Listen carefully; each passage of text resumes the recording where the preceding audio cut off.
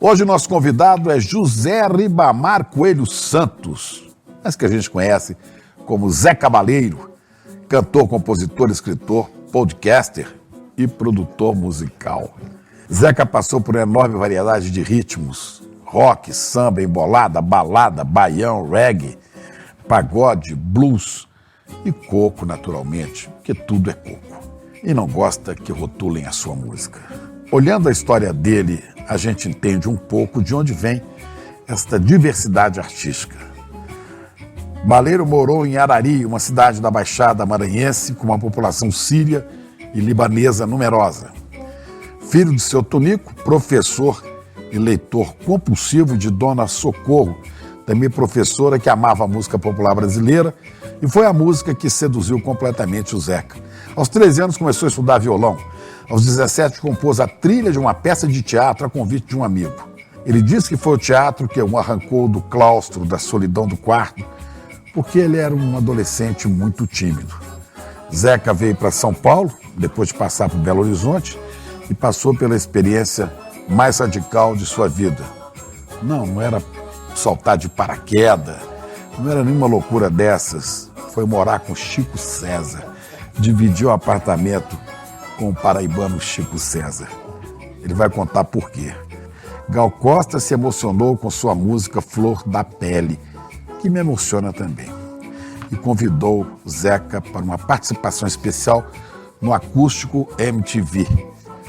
E foi aí que a carreira dele ganhou projeção nacional. Zeca gravou com Chico César, Rita Ribeiro, Lobão, Arnaldo Antunes, Lenine, Zeca Pagodinho, Samba do Approach, Genival Lacerda, Naná Vasconcelos e muitos outros. Simone, Elba, Vanessa da Mata também gravaram suas músicas. Ao longo de quase 30 anos de carreira, tocou em vários lugares do mundo. Lançou mais de 20 discos. Ganhou o Grammy Latino de melhor álbum de música popular brasileira, o APCA, da Associação Paulista dos Críticos de Arte, e o Prêmio da Música Brasileira. Escreveu 6 livros. Em 2019, ganhou o Grande Prêmio do Cinema Brasileiro pela trilha sonora de Paraíso Perdido, filme de Monique Goldenberg. E com o seu selo, Saravá Discos, já lançou mais de 40 obras de outros músicos. Mas antes de tudo isso, Zé Cabaleiro é um artista que acredita que a conversa é a coisa mais importante da vida, porque é da conversa que deriva a arte, a tecnologia, a política, o futebol. Então, bora lá para essa prosa, porque essa prosa vai ser boa demais. É conversa, é aqui no Chico Pinheiro Entrevista. E vamos lá.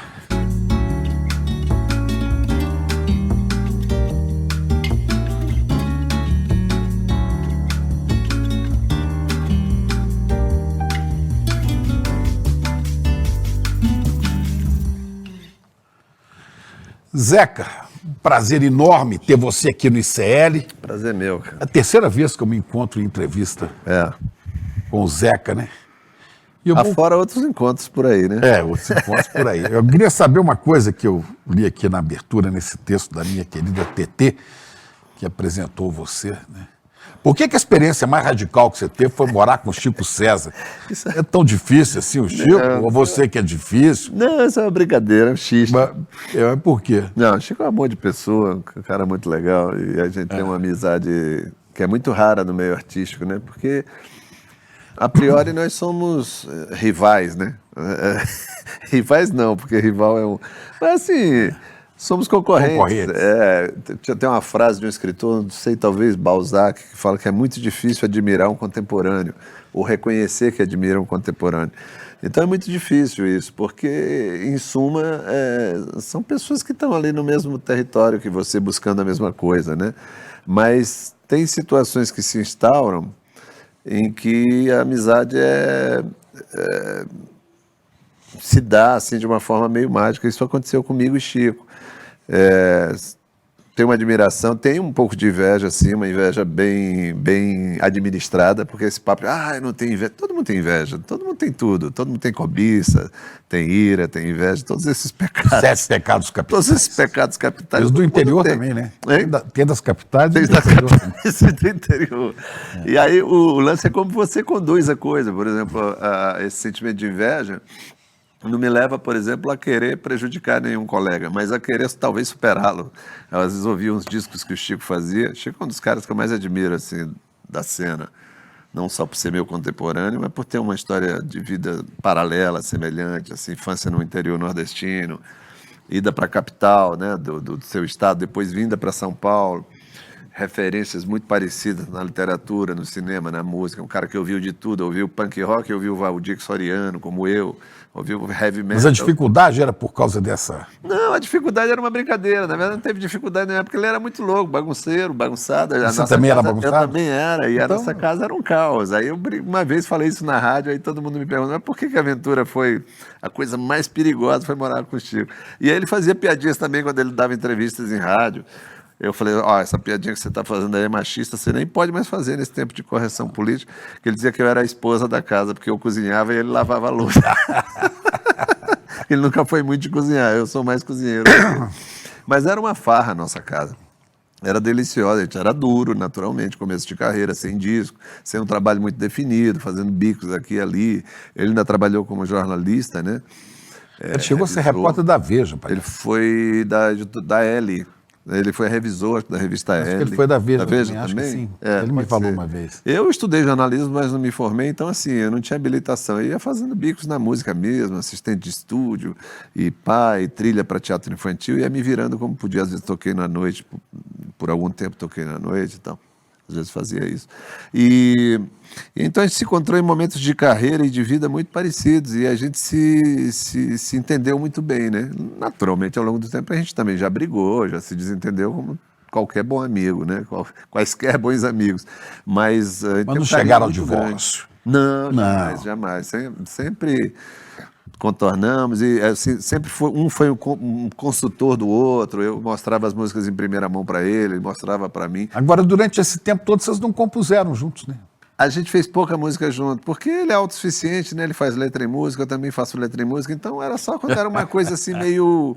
para celebrar. Eu lembro quando ele fez Pedra de Responsa, que ele fez para me homenagear, porque são com expressões lá do Maranhão, meu aniversário, ele não tinha dinheiro para me dar um presente, aí ele veio com a música incompleta. Eu falei, que presente de grego, cara, você me dá uma música incompleta para eu trabalhar e completar. Isso é certo. Mas eu completei, a música é um sucesso, foi gravada por Alcione, por Elba, por um monte de gente. Qual é a música? Só um pedacinho. É um carimbozinho, uma brincadeira, é uma música meio de festa, assim. É pedra, é pedra, é pedra, é pedra de responsa, mamãe, eu volto pra ilha, nem que seja montado na onça. Quando fui na Ilha Maravilha, fui tratado como um pachá, me deram arroz de cuchá, água gelada da bilha, cozido de jurará, alavantu na quadrilha. Referências maranhenses assim, né? Folclóricas e regionais e tal. Mas a nossa casa era muito feliz porque era muito musical. Passou por lá Mônica Salmazo, passou o TT Espíndola, Nausete, Suzana Salles, Lenine, Carlos Careca, Itamar Assunção, acho que foi lá uma vez. Era uma casa assim em que a gente reunia as pessoas, né? A gente foi fazendo amigos, esses amigos foram trazendo mais amigos e a gente fazia festinhas. Você e Chico César são mais ou menos da mesma idade? Ele é 2 anos mais velho que eu. Mas você nasceu em 66? Eu nasci em 66, ele em 64. Mas o universo de referências é muito parecido. Rádio AM, Paulo Diniz, Elton John, tudo que a gente tinha muito assunto, né? Gozado, né? 20 e poucos anos antes de vocês nascerem, nasceu uma geração fantástica da música brasileira, né? Aí você tem Chico, Caetano, Gil, Milton, Wagner, todo mundo ali do começo dos anos 40, né? Que fizeram os festivais e lançaram uma coisa chamada música popular brasileira. Isso. Vocês fossem nascidos naquela época, talvez vocês estivessem ganhando festivais e explodindo juntos, né? Pode ser. Mas vocês deram, não vou dizer azar não, mas não tiveram a sorte de estar nesse momento que tinha muito mais facilidade de você. Eu acho que ali tem uma coisa, no caso da geração, essa geração é uma geração de ouro, no Brasil e no mundo, né? Porque se você pegar no mundo também, Beatles, tudo Rolling Stones, Bob Dylan, também foi Janis Joplin, foi um momento impressionante. Acho que tem a ver com a época, muito a ver com o contexto social, político ali da época, anos 40, né? Gente que nasceu ali no meio da guerra, e aí viveu a infância no pós-guerra, ouvindo muito rádio, ouvindo Orlando Silva, ouvindo Nelson Gonçalves, ouvindo Linda Batista, essa coisa toda. Isso acaba formando o caráter da geração. No caso da minha geração, eu acho uma geração muito abençoada, se você quer saber, essa que nasceu nos anos 60. Eu falei, azar, não, falta de sorte de não ter pegado aquela onda. Porque aquela onda... Eu acho, aliás, a gente até sofreu uma certa opressão. Todas as gerações posteriores a essa geração de Chico, Edu, Caetano e tal, sofreu uma certa opressão, porque assim, havia sempre uma nostalgia de que surgisse uma nova geração semelhante. Isso é impossível. Essas coisas... Mas surgiu outra geração. Surgiram outras interessantes. Surgiu a do rock, que é interessantíssimo, que gerou Cazuza, Frejá, Lobão. Todos os anos 60, né? Todos os anos 60. E Titãs, e que depois abriram para carreiras solos, Arnaldo, Nando e tal. Essa gente também é impressionantemente talentosa. Mas mais difícil. Mais difícil em termos de sucesso, de um placado mercadológico, sim. Sim, aí o mercado já estava muito mais... Naquela época era assim, tocou na parada de sucessos, no rádio, né? Caiu nas graças.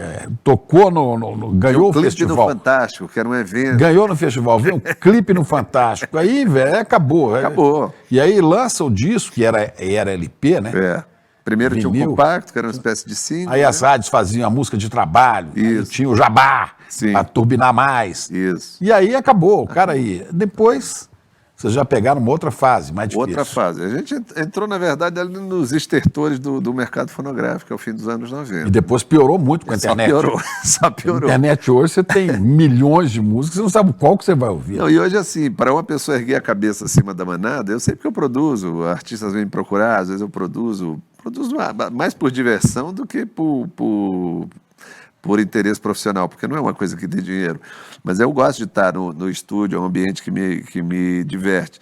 Mas é muito difícil hoje, uma pessoa muito talentosa, por mais talentosa que seja, erguer a cabeça. Tem muita gente não fazendo. Consegue. É muito difícil ganhar destaque. Te falo de experiência própria. Eu tenho uma filha que foi batizada como Beatriz, aliás, Beatriz por causa da música. Da música? Edu e Chico, cantada pelo Milton. Né? Eu trabalhava com o Milton à época que ela nasceu. E a Beatriz, desde pequena, influência do nome, eu vou ser cantora, eu vou ser música. Ela começou a estudar música com 3, 4 anos de idade, numa escola lá em Belo Horizonte, da Berenice Menegali, uma grande música. Sei quem é. Depois ela estudou música na UFMG, depois ela foi se dedicar a instrumentos, ela toca banjo, piano, violão. Aí ela compõe letra e música, e ela faz show. E olha, porque eu sou pai, mas eu acho que ela canta bem, toca bem, mas não consegue... Né? Muito difícil, muito não difícil. Consegue. Tem uma multidão fazendo. Tem muita gente talentosa nessa geração. Qual a idade dela? 34. Né? Tem muita gente nessa faixa aí. Faz trilha sonora, às vezes, para teatro. Mas não vai, cara, porque tem muita gente que é boa e tem muita gente ruim que está atrapalhando. Porque... que está no meio do caminho. Eu acho que é o próprio sistema, viu, Chico? Hoje, dessa coisa de plataformas de streaming, de não ter uma mídia... A gente reclamava das mídias hegemônicas e tal, ou da curadoria de uma gravadora, mas aquilo tinha também uma serventia. Tinha uma certa serventia. Hoje a gente criou uma cena que é muito democrática, que assim, todo mundo pode fazer. Um garoto lá no interior do Sergipe, se ele quiser, ele pode fazer com um laptop, ele pode botar isso e viralizar e ir para o mundo, milhões de visualizações. Ou pode não acontecer nada com um cara que vai para uma orquestra, para um super estúdio em São Paulo. O cara faz isso, estuda, prepara, faz... refina a qualidade, e no dia seguinte o sujeito fala assim, caneta azul, azul, caneta. Esse cara vai para 30 milhões de visualizações, você não passa de 100 mil. É o tal consumo truculento, que a gente tem falado muito com amigos músicos. O consumo de música ficou truculento, ficou como qualquer consumo, e é uma matéria sensível, quer dizer, você não pode consumir música como quem consome chocolate, embora eu adore chocolate, mas assim, você tem que refinar mais o gosto, né? E a gente que trabalha com música, que tem digamos assim, umas referências que criaram um sarrafo muito alto, a gente quer também produzir com muita qualidade, a gente quer os melhores músicos no disco, a gente quer os melhores arranjadores, a gente quer o melhor engenheiro de som, e isso virou uma cadeia perversa, porque você nunca mais tira esse investimento. A renda do músico basicamente é show. De direito autoral... Antigamente era venda de disco. né? Antigamente era venda de disco e direito Direito autoral. autoral. Eu tenho amigos de 80 anos que são compositores que ganhavam 50 mil por mês só de direitos autorais. Gente muito gravada. Gente como Fausto Nilo. Não, eu botava uma compositor. música numa novela. Aliás, Ou uma você pôs, música né? na abertura de novela. Você pôs uma em novela, né? Pus algumas. Não chego a ser um Guilherme Rock Arantes, Santeiro, um você Djavan, teve? mas... Não, Rock Santeiro ainda não estava na... Aí era a abertura do Fausto com Moraes, né? Deus e o diabo na terra. que você fez, Eu me fiz Bandeira, que foi um tema, minha primeira música em novela, que eu até brinco no show, às vezes faço um stand-upzinho, dizendo que a gravadora me ligou, dizendo que tinha emplacado uma música na novela, que era dos personagens, tema dos personagens de Antônio Fagundes Cássia com a Cássia Kiss. Aí tocou uma única vez, um beijo lá e tal. 3 capítulos depois, o Antônio Fagundes troca a Cássia Kiss pela Regina Duarte. Aí o meu músico Pô, no falta stand-up de- falava assim, ô dedo podre do Fagundes. Mas eu não falava, hein? Não, mas Era o meu politicamente, digamos que sim. Eu soube agora que o Fagundes a gente teve no mesmo fim de semana em Curitiba, com a mesma produtora produzindo. Ele falou, não Meu- fui eu que escolhi, Aí foi ele o cara falou- foi o diretor da Foi novela. diretor da novela.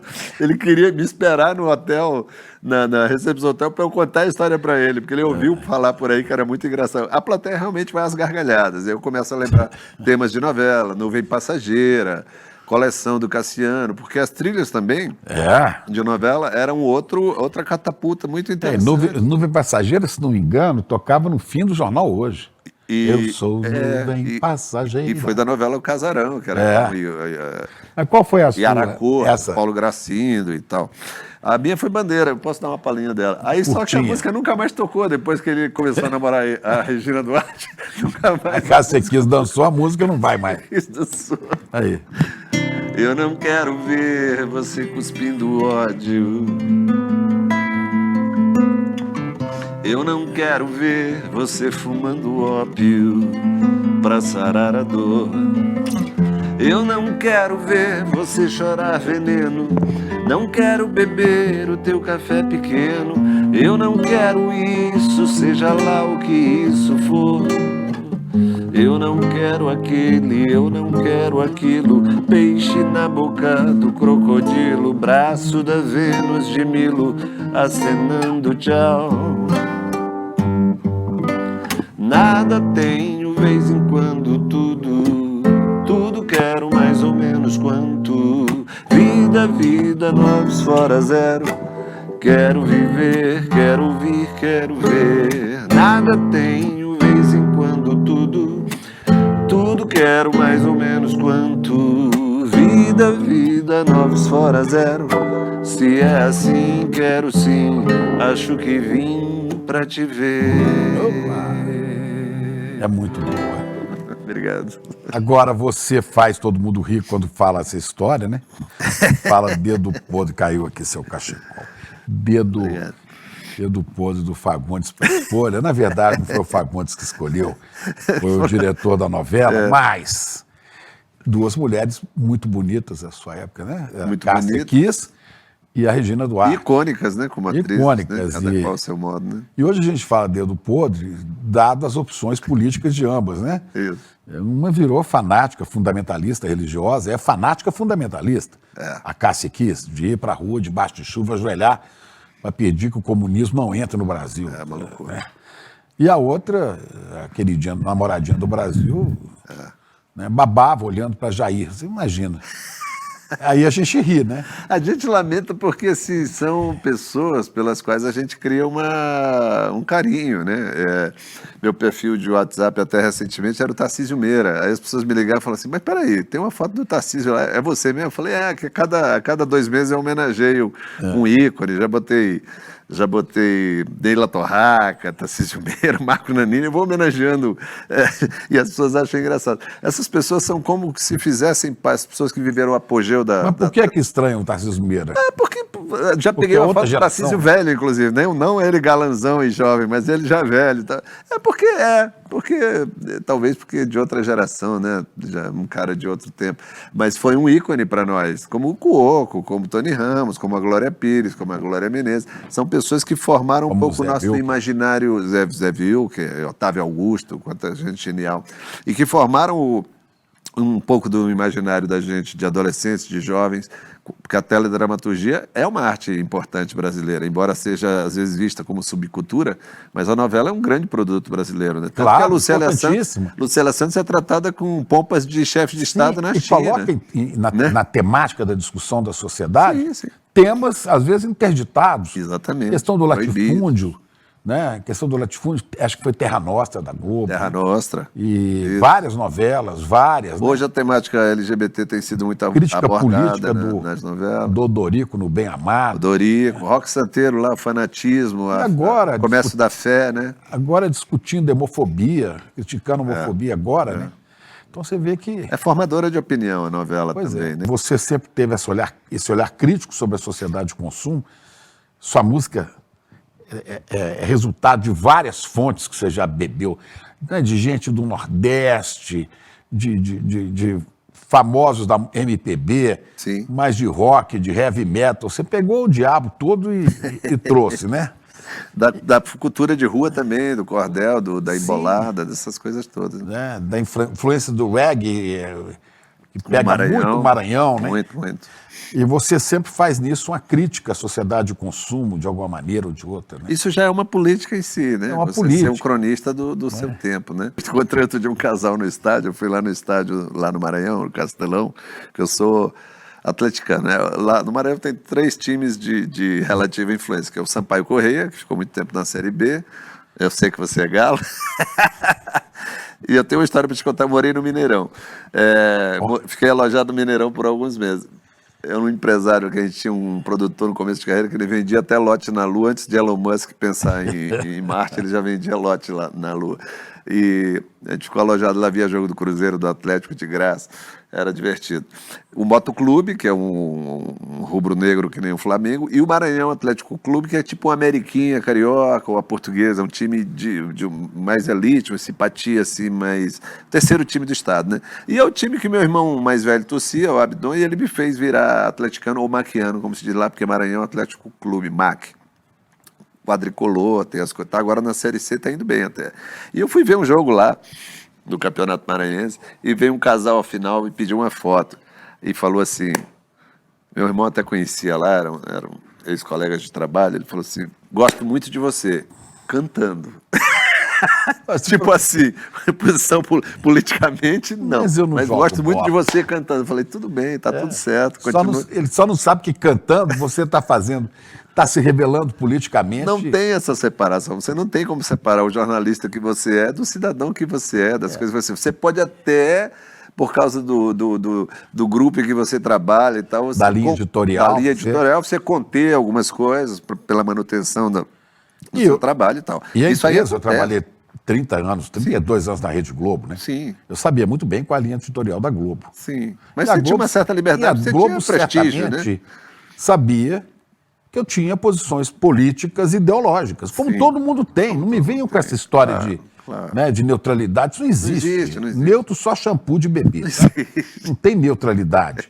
Né? Mas você tem um pacto tácito ali, né? Sim. Nem eu vou agredir a sua linha editorial de maneira natural, deselegante, né? A não ser quando eu tenho fato. O fato é soberano. Gostem dele ou não, né? E eu falei no ar, me deu um certo problema na época, quando eu falei assim, mas o que estão fazendo para Dilma, o Eduardo Cunha está fazendo, é um golpe. Aí depois me falaram, não, mas aquilo não era um golpe. Eu falei, isso é um golpe. Os caras que vão julgar são todos suspeitos de corrupção muito mais graúda do que o dela. É fato, aí você pode argumentar. Agora, você cede em algumas coisas, vamos devagar. Você só não pode ceder no essencial, nos fundamentos éticos. Né?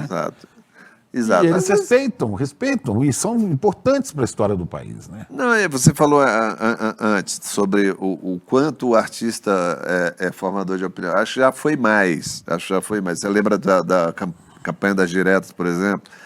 Quanta gente se envolveu ali. Você chegou a subir em palanque? Não, eu era um artista incipiente, eu sou um estudante, mas fui a comícios.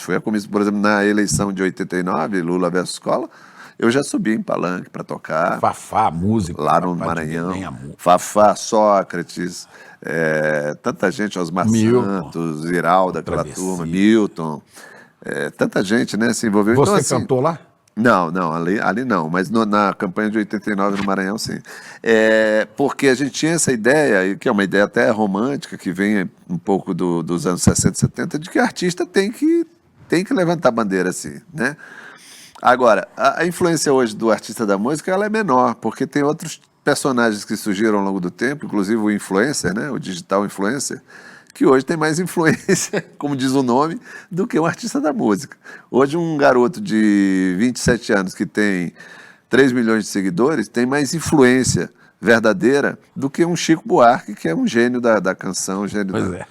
Entendeu? Eu acho que isso tinha que ser estudado na escola. Pixinguinha, Chico Buarque, Noel Rosa, tinha que ser dado na escola como se estudar Álvares de Azevedo, Gonçalves Dias, Castro Claro. Alves. Zé Cabaleiro precisa ser estudado, senão...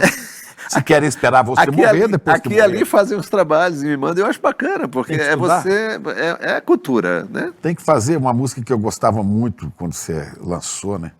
Telegrama. Isso é Eu gostava. inevitável. Em que ano foi que você lançou o Telegrama? Essa é de 2002, meu quarto Não, aí é o disco. seguinte, Virou eu meu que maior vivi sucesso. toda a fase cruel da ditadura, em que eu entrei no jornalismo em 71, quando os três patetas da junta militar, Exército, Marinha e Aeronáutica, tinha até um poeta, sabia? Tinha, né? Tem um que foi para a Academia Brasileira de Letras, Adelita. Adelita. Adélio de Lira Tavares. Esse cara, Eu lembro disso. Aurélio de Lira Tavares, esse cara era o ministro do Exército, né, e fez parte da junta militar que ocupou o poder depois da morte, do afastamento do Costa e Silva. E ele entrou na Academia Brasileira de Letras. Isso já no governo Médici, né? Não, antes. Eles passaram por Depois teve o Castelo Branco. Mas ele entrou para a Academia Brasileira de Letras, que abriga umas coisas estranhíssimas, né? Claro que tem lá Gilberto Gil. Inclusive abriga quem nunca escreveu um livro, né? E o Adélio de Lira Tavares, ele fazia poemas, ele cometia poemas com o nome de Adelita. Eu lembro dessa Aurélio história. de Lira Tavares. Adelita era o... Pseudônimo, né? E ele fazia poemas, né? Rimando Devia ser meio parnasiano. amor, né? com não sei o quê, coração, com melão, e aí vai, né? Mas foi agraciado, porque a academia não só vai premiar político, né? Fernanda Montenegro, né? E Adélia Guimarães Prado. Rosa, como também, né? Claro. Vai agraciar um monte de gente que nunca escreveu nada. Academias são que é políticas, poder, né? como a É do o cinema, do poder, Oscar. né? Poder, claro. Mas então você fez essa música, o Telegrama, e ela me tocou muito no começo, porque eu cheguei a ficar um dia, por outros motivos também, eu cheguei a passar uma noite no DOPS, uma parte de uma noite, no DOPS em Belo Horizonte. E olhar para a cara do delegado, um infeliz chamado Tarcísio Menezes Cia, o cara parecia um monstro. Eu falei assim, esse cara vai acabar com a gente, não vai sair ninguém vivo. Saímos todos vivos. Eu era menor de idade. E quando descobriu, mandou a gente embora. Eu falei, esse cara, depois de muito tempo, quando veio a música, eu falei assim, eu tinha vontade de levar flores para o delegado. A coisa que mais me chamava a atenção, né, era fazer um gesto carinhoso para o delegado, para ver se ele descobre debaixo daquela estupidez que o veste, o ser humano, porque todos pulsam o coração, Claro. Todos têm um lado, né? Claro. Tem um lado humano admirável. Mesmo que esteja bem escondido, né? Claro. Então vamos lá. Eu tava triste, tristinho, mas sem graça que a top moda é uma grela na passarela. Eu tava sozinho, mais solitário que um paulistano, que o canastrão na hora que cai o pano. Tava mais bobo que banda de rock, que um palhaço do circo Vostok. Mas ontem eu recebi um telegrama. Era você de Aracaju ou do Alabama, dizendo, nego, sinta-se feliz, porque no mundo tem alguém que diz que muito te ama ama, que tanto te ama, que muito, muito te ama, que tanto te ama. Por isso hoje eu acordei com uma vontade danada de mandar flores ao delegado, de bater na porta do vizinho e desejar bom dia, de beijar o português da padaria. Hoje eu acordei com uma vontade danada de mandar flores ao delegado, de bater na porta do vizinho e desejar bom dia, de beijar o português da padaria. Mama, oh mama, oh mama, quero ser seu, quero ser seu, quero ser seu, quero ser seu papá. Sabe o que aconteceu quando eu lancei essa música? Aconteceu um negócio muito Qual a história dela, primeiro? Cara, eu nem sei mais te dizer, mas aconteceu um negócio muito curioso. Delegados começaram a ir no meu show. Alguns delegados. Tá vendo? Em Mandar Brasília. pro delegado é legal. Quem sabe ele viu o negócio. Sabe o que eles Tem falaram? delegado legal por aí. Não, certamente. Eu tenho um grupo aqui de WhatsApp só de delegados. É mesmo? Que me Olha, mandam bom ser notícia amigo de e tal. delegado, Não. hein? Sempre pode precisar. Tem duas pessoas que eu chamo de doutor obrigatoriamente. Tem uns que fizeram doutorado, eu chamo de professor. Mas de doutor, dois. O médico, eu vou ao doutor. Claro. Você sabe que é médico. E o delegado? O delegado, porque ele prende, ele Pra solta. impor respeito, né?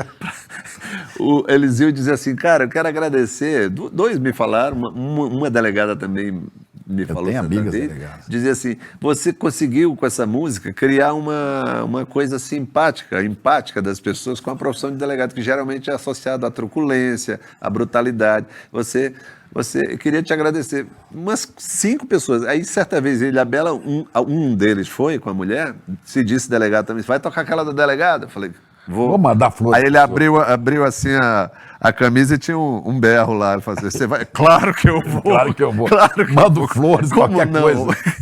E dou beijo, igual no português da padaria é. também, não tem então, problema. assim, era uma brincadeira. Achei irônico dizer mandar flores ao delegado, justo porque o delegado é esse símbolo de truculência, de E violência. por que foi essa música que você Cara, foi juntar essas imagens? Essa música eu não tenho uma história assim muito... Eu tinha esse refrão por muito tempo, Mama, Mama, Quero Ser Seu Papa, que eu achava gracioso. E a história do telegrama sempre foi uma obsessão minha, porque eu sou, como você, de um tempo postal.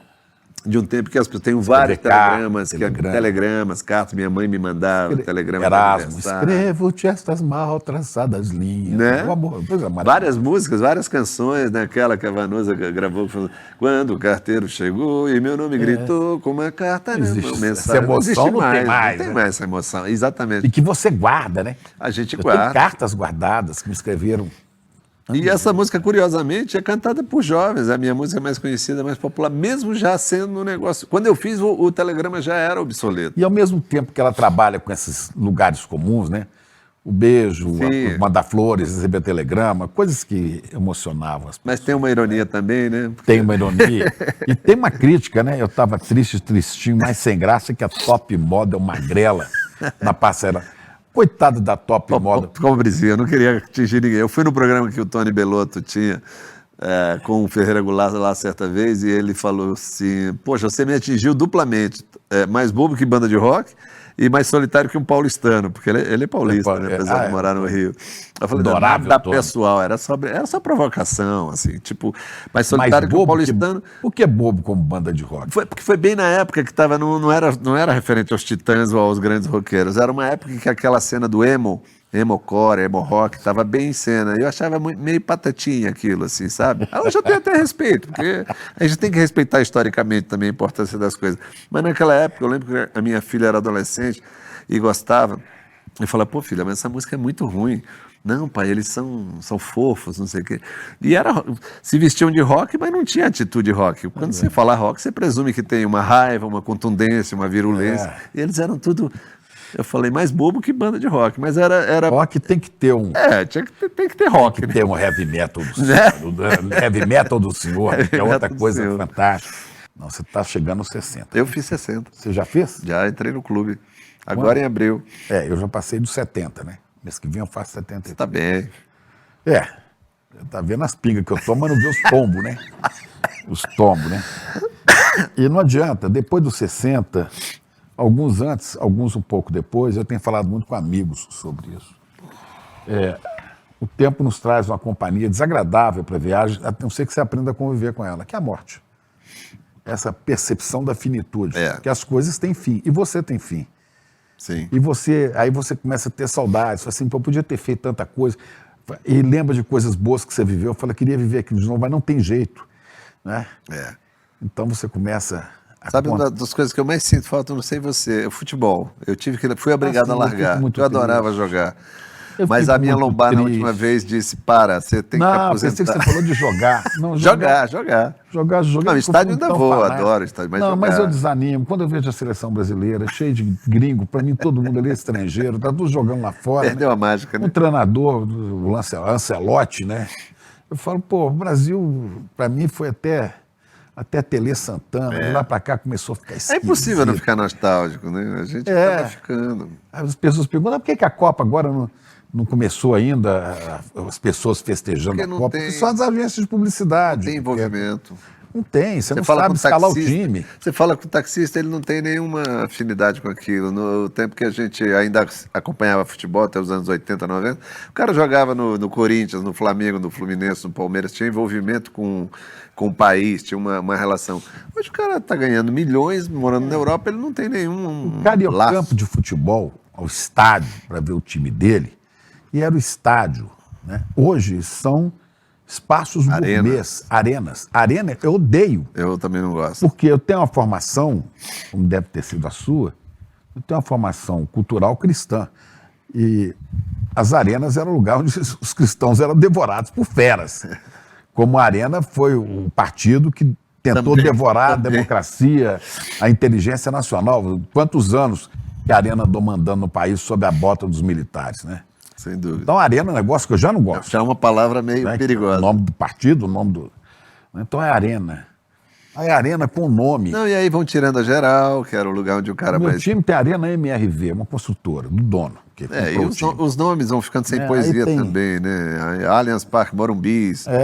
Morumbis. Vila Belmiro lá tem um grande levante lá em Santos, porque estão querendo transformar a Vila Belmiro numa arena, e a graça do estádio é justamente... Eu vou muito lá, porque eu sou santista, agora faz um tempo que eu não vou. E a grande graça é o seguinte, que vem aquele tiozinho, quinta-feira à noite, jogo Brasil, Santos e Lanús na Libertadores, o cara vem de pijama, gorro, chinelo, acaba o jogo, ele vai para casa, que ele mora a 400 metros dali. E hoje, você chega lá, todo mundo branquinho, tudo naquelas cadeirinhas limpinho, que a Copa criou, arena, não sei o que, eu falei, não tem vontade, eu fico vendo pela televisão. Eu também, hoje eu prefiro na TV, gourmetizaram demais o futebol. Embora a energia, por exemplo, você vai no estádio no Nordeste, como eu fui agora, recentemente. A energia, tinha uma senhorinha engraçadíssima, e ela sabia que era engraçada, e ela xingava todo mundo, sabe? Falava uns palavrões. Ainda tem os personagens que sobrevivem, mas realmente perdeu bastante da graça, né? Maracanã em geral. Maracanã sem arquibancada, que agora são cadeirinhas. São cadeiras, né? E os times vão... Aí tem um Engenhão, o Flamengo agora quer construir o dele. Eu falo, na arena do Galo, devia ser terreiro do Galo. O Galo canta no terreiro. Por isso que não canta tanto. E as torcidas ficavam lado a lado, sem briga. Sim. No Maranhão, me lembro. Sem briga não, tinha uma PM para separar ali. Às vezes uns tapas, mas porradas, nunca essas brigas de levar a morte e tal, essas brigas de gangue. Não tinha isso. Agora você está ficando velho, você tem saudade dessas coisas. Claro que a gente está ficando velho. Claro que a gente vai sentir saudade, porque muita coisa era muito mais interessante, né? O mundo está ficando mais estratificado, né? Agora é isso que eu estava te falando, que eu puxei a conversa aqui, né? A idade traz inevitavelmente essa convivência com a indesejada das gentes, que caminha ao seu lado. Uns olham para ela, levam muito susto. O que essa senhora está fazendo aqui? Eu sempre estive aqui, meu filho. Levei com a minha foice alguns colegas seus, desde o tempo de escola, gente jovem. Verdade. Né? Passei a foice. Você falei, essa foice aí para que é? Você vai descobrir um dia. Mas vai ceifando outras pessoas que estão ao nosso lado, né? E quando você passa de 60, cada vez, né? Cada vez mais. Há pouco tempo perdi um grande amigo da música, que era meu amigo, o Loborges, né? Meu amigo. Eu tinha perdido o Fernando, você também teve um tempo em BH, né? Fernando Brant, o Loborges, e aí colegas jornalistas, toda hora... Sabe, esses dias eu estou aí vendo televisão, assim, morreu o Guto Graçamelo. Falei, eu vi. É gente que a gente conhecia, artistas e colegas e pessoas, né? Um vizinho, a gente privou de alguma... Um vizinho do prédio, que eu chego e falo assim, o que houve? O seu Luiz teve um infarto, morreu aí. O corpo ainda está em casa, meu Deus do céu. Sabe, pessoas com quem você convive, é ela presente na vida. Agora eu vou contar coisa aqui que eu estava disposto a não falar dela, mas é inevitável que eu vou puxar uma música sua. Eu passei 1 mês e pouco internado, e fazendo cirurgia, né? Descobriu câncer no intestino, a princípio relativamente fácil, que estava bem no começo, e uma cirurgia que era para ser feita em um dia, 3 dias depois eu ia para casa, por robótica. Só que teve uma complicação posterior, não. A que eu saiba, não é culpa de nenhum médico. Realmente teve uma aderência intestinal que teve que abrir e operar. E eu passei uns belos dias, né, na UTI. E a coisa mais presente na minha cabeça era você cantando. Eu ouvia você cantar uma música todo o tempo. Ouvia e chorava, né? Porque eu via as pessoas, principalmente os técnicos e as técnicas de enfermagem, os enfermeiros, que são os mais presentes na UTI ao lado do paciente. Você tem um médico que dá um plantão duro, mas ele tem que olhar 20, 30 leitos que estão na UTI, né? Quem vai te socorrer mesmo são os enfermeiros, as enfermeiras, os técnicos, que têm um trabalho gigantesco, ganham pouco, trabalham horas, horas e horas, depois ainda vão lutar com o segundo trabalho. Isso. E outro hospital, uma segunda jornada. Ou assistindo um doente em casa, né, um idoso, para dar injeção, para não sei o quê. Dorme pouco, sai. Agora, trabalham com a dedicação, com cuidado com os pacientes, um cuidado, um carinho que eu não conhecia. É quase um sacerdócio, né? Um dia eu fiquei olhando para duas enfermeiras trabalhando com um paciente já idoso, que estava perto da minha cama, eu vi, né? E o carinho, o cuidado, né? Aí eu desabei a chorar, sabe? Eu falei, puxa, a gente acha que o Brasil não tem jeito, né? Porque não é possível, gente simples, é igual inseto votando em inseticida, a barata votando em chinelo. Meu Deus, como é que esse povo é tão bom e vota, às vezes, vota em gente tão má contra eles? Não pode ser. Mas a hora que eu vi a bondade, eu falei assim, mas isso é que vai permanecer. O que vai restar no Brasil é essa cultura amorosa do brasileiro. Eu acho.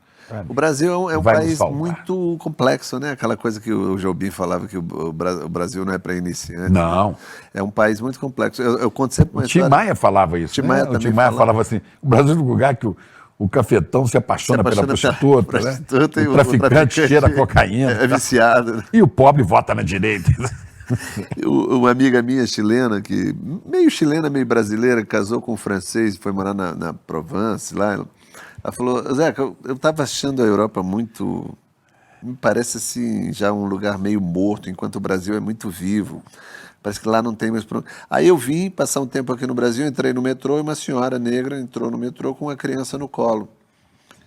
Eu dei o meu lugar para ela, ela abriu um pacote de bolachas, deu para a criança e me ofereceu e ofereceu para as pessoas que estavam em torno dela.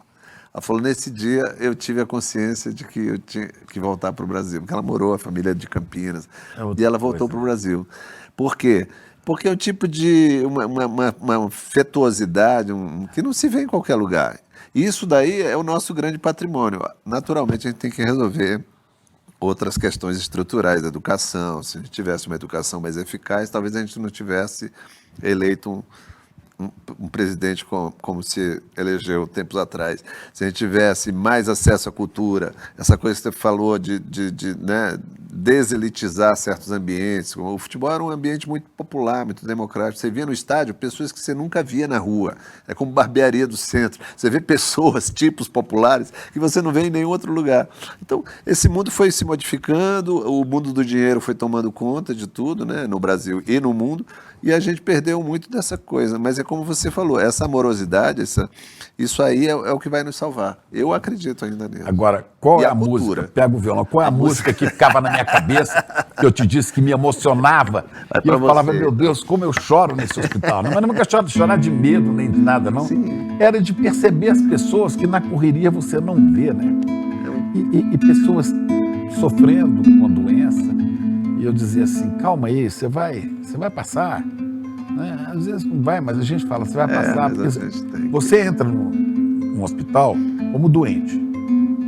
Agora, para virar paciente, você tem que exercitar a paciência para os médicos poderem trabalhar. Essa tese é boa. Então, virar paciente. Isso, né? Então, eu via, me emocionava E eu ouvia essa música, eu chorava muitas vezes. Pra você, Não, Ando tão à flor da pele que qualquer beijo de novela me faz chorar. Ando tão à flor da pele que teu olhar, flor na janela, me faz morrer. Ando tão à flor da pele que meu desejo se confunde com a vontade de não ser. Ando tão à flor da pele que a minha pele tem o fogo do juízo final. Um barco sem porto, sem rumo, sem vela, cavalo sem sela. Um bicho solto, um cão sem dono, um menino, um bandido. Às vezes me preservo, noutras suicido.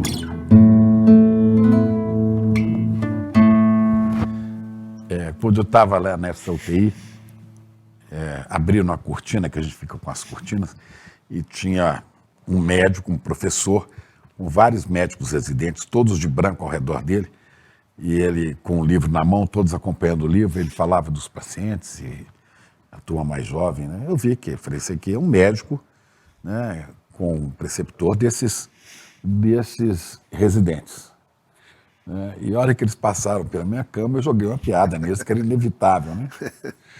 Falei, qual a igreja de vocês? Ele falou, o quê? Eu falei, o pastor está orando com vocês aí. O pastor já está aí. Ora um pouco aqui na minha cama também, que vocês estavam orando na cama daquele paciente. Não estava nada, eles estavam lá.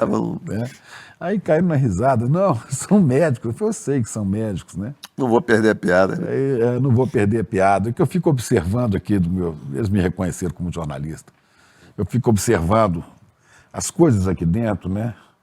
E observei o comportamento de vocês. Agora eu queria dizer uma coisa. Tem uma coisa que vocês aprendem nos livros, aprendem com o professor. Agora tem outros que vocês vão aprender na profissão. Como nós temos que aprender a ser pacientes, vocês têm que aprender que estão diante de um corpo humano, não é de uma peça. Sim. Não é? Sim. É um corpo humano, com a sua história. Né? E comecei a falar, até gravaram, né? E eu falei, vocês têm que aprender muito, observando algumas pessoas que trabalham aqui, não estou criticando vocês. Mas olha como é que talvez os menores dos atendentes de enfermagem, como que eles... Hierarquicamente. Na hierarquia estão lá embaixo. Como é que eles tratam os pacientes, a maioria que eu vi, né? Acho que tem a ver com origem social, sabe? E às vezes, pode ser até que aqui restaram aqueles que tratam muito bem, porque senão seria um ambiente insuportável. Mas se vocês observarem o jeito que eles tratam, certamente vocês serão mais médicos do que podem ser. Boa. E comecei a falar e comecei a chorar. Aí, por que você está chorando? Porque eu estou ouvindo aquela música do Zé Cabaleiro. Eu ando tão à flor da pele que qualquer beijo de novela me faz chorar. Eu estou chorando aqui o tempo todo. Apesar da situação desagradável, é bonito, né? Porque, assim, entender também a importância da cultura, de uma maneira geral, nesse caso da música popular, nos momentos mais cruciais da nossa vida, né? A pandemia mostrou isso, né? Aquele isolamento, aquela solidão, como a arte nos salvou de certa maneira. Eu conversei muito com médicos e enfermeiros sobre o tempo da pandemia. E eles falaram, a gente chorava o tempo todo. Médicos e enfermeiros. Imagina, duro, né? Presenciaram coisas muito terríveis. E foram corajosos, frente ali, né? A gente sofreu, imagina eles, né? Pois Vendo gente morrer nos braços deles ali, deve ter sido um tempo muito difícil. Mas enfim, cara, voltando ao assunto, eu acho que a pobreza ela é mais colaborativa e a riqueza é naturalmente corporativista. O rico protege o rico protege o privilégio do rico. E quando a pessoa vem de uma origem social mais baixa, às vezes ela é mais naturalmente colaborativa, generosa, altruísta. Talvez seja disso que você esteja falando aí, porque eu venho de uma origem classe média baixa, interiorana, e eu via, por exemplo, na minha infância, pode parecer que eu estou fabulando, estou fantasiando, mas as pessoas não passavam fome, porque as pessoas se ajudavam. Havia pobreza, mas as pessoas se ajudavam, as pessoas se agregavam, se abraçavam. Eu não via fome, não tinha miséria extrema. Mas quem salvava as pessoas eram as outras pessoas, né? A comunidade. Agora, quem tem procurado salvar e tirar o Brasil do mapa da fome são políticas públicas. Sim. E quem elas encontram como inimigas delas, das políticas públicas, de acabar com a fome, com a miséria, com a pobreza. Os donos do dinheiro. Os donos do dinheiro. Os Faria Limers. Sempre foi assim, sempre será. E as eleições sempre vão ter isso, né? Sempre. Uns que defendem o capital e os outros tentando sobreviver. Porque politicamente, ideologicamente, certas posturas são indefensáveis. A única coisa que justificaria isso é a manutenção do poder e do status financeiro, né? Que é estado financeiro, que é um negócio muito brega, né? Entrevistei Falcão aqui, nosso amigo Falcão, arquiteto, mas grande gozador, né? Do brega. Ele é brega, ele falou, tem brega, ele falou assim, tem brega igual colesterol, tem brega bom e brega ruim. Eu acho que eu sou um brega bom, eu dou risada das coisas. Agora tem um brega ruim que acredita realmente que é aquela coisa lastimável que eles fazem, que a indústria cultural deve ser levado a sério. Deve ser levado a sério, porque vende muito, né? Hoje nós estamos dominados por uns bregas aí que você sabe, do agro, esse negócio todo, que é muito brega, né? É mais do que brega, né? É cafona. Porque quando a gente falava brega, tinha uma conotação de... Você pega um Reginaldo Rossi, um gênio. Odaí, outro gênio, Valdir. Mas o Reginaldo dizia pra mim, eu não sou brega. Né? Ele falava com aquela voz assim, meio Roberto Carlos. É meio Roberto. Brega são os Beatles que cantam I wanna hold your hand. Aí você canta e acha bonito, mas ele tá falando, eu quero pegar na sua mão. Se fosse o Calbi... Genial. Se fosse o Calbi eu seria brega, mas eles estão falando inglês. Então ele se safava por aí. E o Falcão ficava olhando a entrevista e achando estranho. E o Amado Batista do lado, sem entender nada daquilo, porque ele nunca se achou brega, embora seja extremamente brega. Esses, pelo menos, tinham humor, né? Eu acho. O Reginaldo tinha humor, assim, autoironia, de entender que tinha uma cafonice ali sim, mas que tinha brasilidade demais, que era muito representativo do Brasil. O Brasil tem vergonha de ser cafona. Você pega um Almodóvar, né, espanhol, ele mostra toda aquela cafonice aí, brasileiro, classe média, vai lá e olha, nossa, que maravilha, Almodóvar. Mas a gente tem aqui isso também. A gente tinha que saber cultivar a nossa cafonice. Irrita a nossa breguice, a nossa cafonice, né? O novo rico brasileiro, ele é profundamente cafona. Isso que eu queria te perguntar, o que é brega no Brasil? O que é brega no Brasil? A Faria Lima é brega, né? A Faria Lima é brega. Aqueles caras habituês de marina que usam meio tipo Dória, assim, aquele pullover, assim, aquilo é brega. O Odaí José, pra mim, é sofisticação, o creme de la creme da música popular. Agora, já na breguice terrível, que o sujeito vestia um terno, com aquela calça que minha mãe chamava de cano de espingarda. E aquela sapatilhazinha branca, né? Ou usar um sapato preto sem meia e deixar aqui no meio da canela. Sapatênis. Né? Não, sapatênis, não, sapato mesmo de couro, sem meia. Com a camisa. O cano de espingarda aqui. Pega marreca lá no Maranhão. A gente chama de né? pegar frango. Né? E aquele paletó curtinho. O cubo. E todos iguais. Paletózinho de cagar em pé. Sensacional. Que ele é curtinho e todo mundo marombado. Isso é muito brega, né? Eu não sei, eu não tenho mais condição de ser um cara marombado, mas esses caras talhados nas academias... Talhadinho, fortinho. Eu acho tudo isso muito brega. E é tudo muito igual, né? Todo mundo quer ser diferenciado sendo igual, né? É impossível. Para ser diferenciado, você tem que ser você. Pois é, e passear em Miami, Orlando, eu já fui à Disney. Eu já mas fui não deixa também de ser brega, mas né? Hoje, é cafona, É uma cafonice aceitável porque Disney é um gênio, ele criou um universo todo. Mas não sei fazer compra, que eu vou fazer compra em Miami, no Outlet, é um negócio bem brega. O lado mais cubano de Miami dizem que é muito interessante, eu ainda não conheci, mais latino, assim, os bairros dizem que é muito interessante, uma boemia mais latina. Mas tudo... E as pessoas não sacam, né? Que não é imitando aquilo que a gente vai ser alguém, né? Exatamente. Até porque a democracia deles é lastimada. Aliás, o Trump cada vez brega, mais, não? né? Trump é muito brega. Breguíssimo. Aquele cabelo laranja, aquela cara laranja dele é muito brega. É muito brega. Aquela tentativa de dominar o planeta, aquilo é muito brega. Muito brega. Aquele cara da Argentina é muito brega, meio... Não, da aquele Argentina? Cabelo, pior que, sei lá. Pior que o seguinte, o comportamento é brega, mas a indumentária... Trai também, né? Trai a breguice, né? Eu acho que... E você fez uma música que você jogou com brega e as pessoas não entenderam, talvez na época, né? Como é que você jogava com brega, mostrando como é ridículo você para cantar e fazer sucesso, Eu me lembro daquele cara, como é? Que fez Feelings, que virou sucesso no Maurice Albert. Maurice Albert. Maurício Alberto. Maurício Alberto cansou de fazer música em português e não bobava. Aí ele falou, só tem um jeito do país apreciar minha... Né? Isso aí virou um fenômeno, né? Nothing more than feelings. Até Sinatra Trying gravou. to forget. Todos gravaram porque era em inglês. Offspring. E os brasileiros compravam o Maurice Albert achando quem que é esse cara da Califórnia? Isso aqui não, cara. E virou um fenômeno de mercado, porque aí Fábio Júnior virou Mark Davis, aí tinha o Ivanilton de Souza que virou Michael Sullivan. Michael Sullivan, Michael que está aí até hoje, atuando, que é um gênio também, adoro ele. Tinha o Sérgio Sá, que virou Paul Bryan. Jessé, era Tony Stevens. Eles foram achando caminhos para se impor diante da música americana que estava tomando o mercado. E renderam coisas sensacionais. Tem canções maravilhosas. Listen, listen, parece coisa dos Beatles. Mas você também fez uma em inglês. Nós vamos terminar com ela, que o tempo está acabando. Mas você fez em parceria com Zeca e Zeca. Zeca e Zeca. Zeca Pagodinho. Deus xará. A quem eu quero dedicar isso, essa nossa conversa, se você me permite. Claro. Porque o Zeca, há muito tempo que eu não vi, entrevistei, me convidou várias vezes para o quintal do Zeca, né?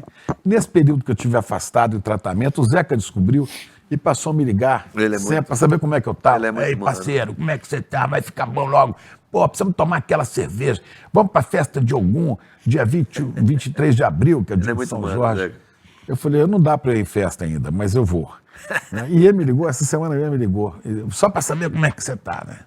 E você fez uma música com o grande compadre Zeca, a quem a gente dedica aqui. Aí, Pagodinho, escuta essa. Pra você, xará. Venha provar meu brunch, saiba que eu tenho approach. Na hora do lanche, eu ando de ferry boat, mas... eu tenho sabor a fé, meu temperamento é light, minha casa é high-tech, toda hora rola insight, já fui fã do Jethro Tull, hoje me amarro no Slash, minha vida agora é cool, meu passado é que foi trash, venha provar meu brunch, saiba que eu tenho approach, e aí vai, na hora do lanche. Eu ando de ferry boat. Esses dias eu vi um colega de televisão falando assim, não startaram a reunião ainda. Eu falei, pô, startaram no meu tempo. Não precisava. O chefe puxava a orelha, colega. E startaram, umas que não precisam, né? Mas você startou bem. Startei e agora... Terminou. To finish now, né? Finish now. Eu só tenho uma coisa a dizer. Thank you very much. Welcome. With all my heart. Welcome, o El Bebe e o Welcome Nilton Cardoso. Né? O Welcome Nilton Cardoso. Obrigado. Obrigado, Chico. Sempre um prazer conversar com você. De todas as pessoas que foram levadas para aquela casa em Petrópolis, só uma delas retornou. E ela descreveu um homem frio de codinome Doutor Bruno. Levou mais de 50 anos para nós descobrirmos quem ele era. Até agora. Juliana Dalpiva, Igor Melo e Chico Otávio investigaram cada detalhe absurdo desse caso e no dia 17 de maio, às 8 horas da noite, estreia o documentário original ICL Bandidos de Farda, com uma investigação exclusiva das 3.000 páginas secretas sobre Ciro Etchegoyen.